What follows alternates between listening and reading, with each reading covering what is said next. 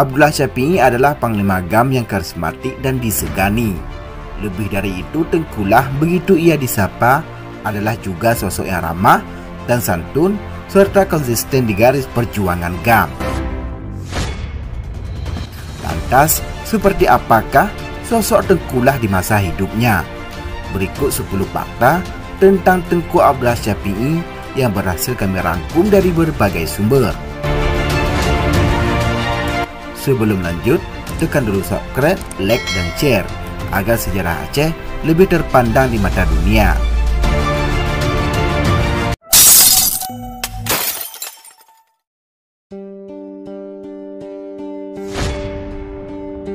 Tengku Abdullah Syafi'i dilahirkan di Kabupaten Biren, Provinsi Aceh pada 12 Oktober 1947. Tengku Abdullah Syafi'i menjabat sebagai Panglima Gerakan Aceh Merdeka hingga saat gugur di medan tempur.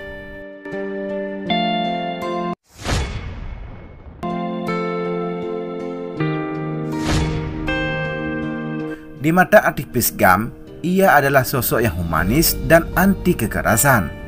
Tengkulah memang tak pernah dibesarkan dalam dunia kekerasan.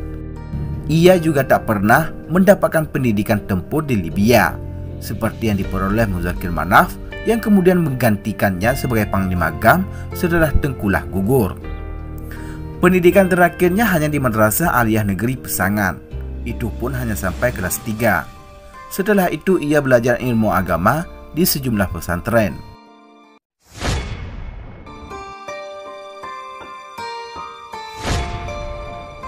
Jika pada suatu hari nanti Anda mendengar berita bahwa saya telah syahid, janganlah saudara merasa sedih dan patah semangat. Sebab saya selalu bermunajat kepada Allah Subhanahu wa Ta'ala agar mencairkan saya apabila kemerdekaan Aceh telah sangat dekat. Saya tak ingin memperoleh kedudukan apapun apabila negeri ini merdeka. Itulah wasiat terakhir Panglima GAM Tengku Abdullah Syafi'i yang gugur dalam kontak senjata di kawasan perbukitan Jim-Jim, Kecamatan Bandar Baru, Kabupaten Pidi pada 12 Januari 2002. Wasiat yang dibuat sebulan sebelum ia syahid itu seolah sebuah pertanda bahwa perjuangannya akan berakhir.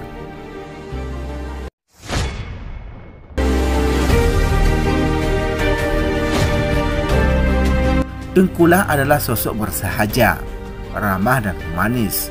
Ia juga dikenal sosok sederhana dan taat beribadah.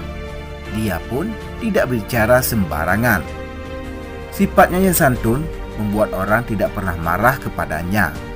Dan bila ia berbicara, berisi nasihat dan bijaksana.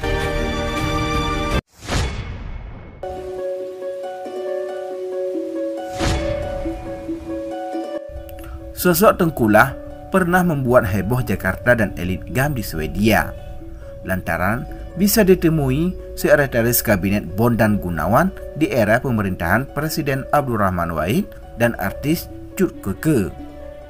Pertemuan itu berlangsung di tengah hutan dalam suasana yang penuh dengan keakraban.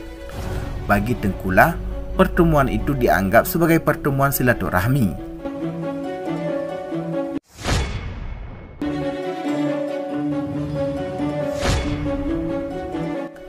TNI pernah mengklaim bahwa telah menembak Tengkulah hingga sekarat. Pada Maret 2000, Tengkulah dengan santai malah mengundang reporter SCTV Jupri Al-Katiri dan Yahdi Jamhur untuk sebuah wawancara di tengah hutan pasir. Dalam kesempatan itu, Tengkulah juga mengundang wartawan Kompas Maruli Tobing untuk melihat kondisinya yang saat itu ternyata dalam kondisi sehat walafiat.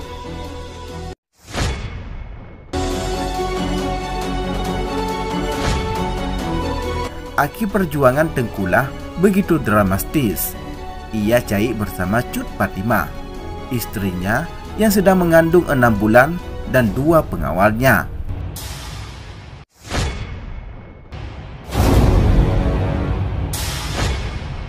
Pada suatu malam menjelang subuh 25 Januari 2002, isak tangis dan selawat bergema di Desa Cubo, Kecamatan Bandar Baru, Kabupaten Pidi Jaya.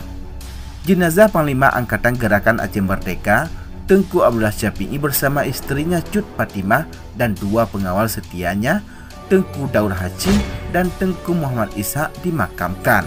Mereka gugur akibat kontak senjata antara GAM dan TNI di Desa Sarah Panjang, kawasan Jinjim, sekitar 4 km dari Blang Sukun.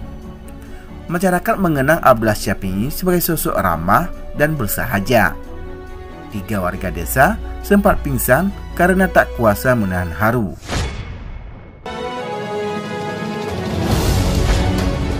Setelah damai Aceh bersemi pada 15 Agustus 2005, makam Tengkulah ramai dikunjungi penziarah, mulai dari masyarakat biasa hingga mantan petinggi GAM. Bahkan Wali Nanggro, Tengku Hasan Ditiro pun sempat menziarahinya saat kembali ke Aceh pada Oktober 2008.